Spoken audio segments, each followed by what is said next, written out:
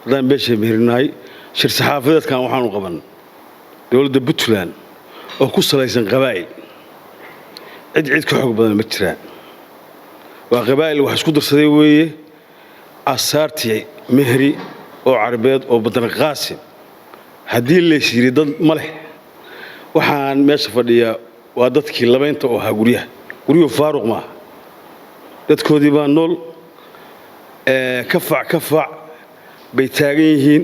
awooyaashay baa ka soo degay waa bandar qaasim waa xaftul mehri waa deegaankaygii xukuumadda Saciid Cabdullaahi Deni waxaan caawa farayaa anoo afayeenkii beelaha mehri hadduu iska indhatiro oo iska dhagatiro guryaha mehri oo carbeed oo boosaas ku yaala oo yiri waa guryo jilcsanee baa la gali ma noqonayso waxaan u dulqaadan karnaa maaha baalle iyo cagaf iyo qoryo in loo soo qaato guryuhu dadkoodii baa nool oo xay ah haddaan moodo guryo faaruq yihiin